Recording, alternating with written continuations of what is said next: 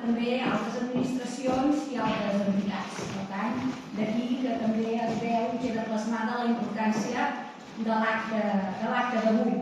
Tots i totes fa temps que participeu en aquest projecte que hem anomenat, que hem batejat la taula del Gaià, i en el qual el que es pretén, ho sabeu ben bé, és protegir i impulsar la protecció d'aquest riu, del riu Gaià, i també de posar-lo a l'abast de la ciutadania des d'una mirada sostenible. I també aprofitar el valor que té com a recurs, no només natural, que és evident, un recurs natural, però també un recurs paisatgístic, un recurs també relacionat amb el lleure i amb la identitat.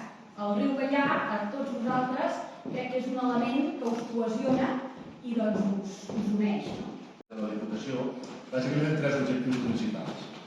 Esdevenir, els coneixeu, esdevenir un punt de trobada per identificar els elements claus de cada municipi i posar-los en valor individualment i també com a territori, el que és preservar el riu com a connector ecològic i consolidar el camí com a connector territorial i social, practicant-lo en la seva totalitat i també com un recurs turístic.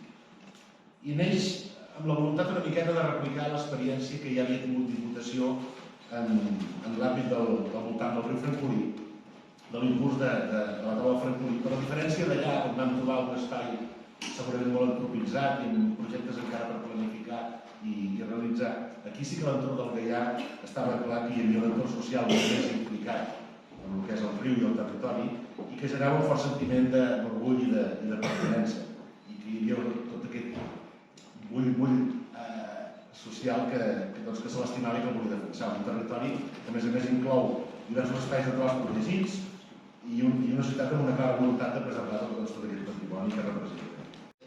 Doncs he pogut anar tirant endavant. A part del camí, que és un dels pilars forts de la taula, nosaltres hem continuat dinamitzant el territori amb la porta custodiada amb la sínia.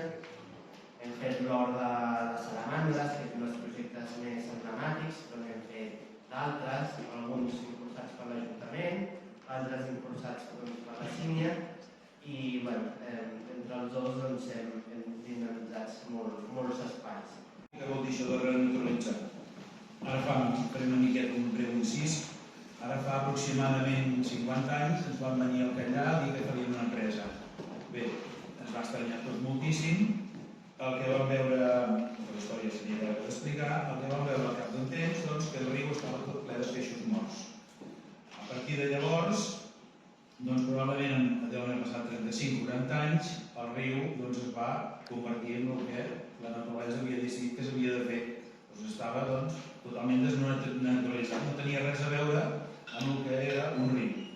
I ara agafo la paraula que ha dit la presidenta que el riu és un segell d'identitat de les persones que estem. O sigui, clar, per què?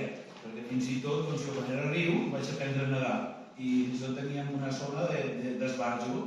El riu era el que vertebrava, i així ho demostra tots els pobles que estan al voltant del riu.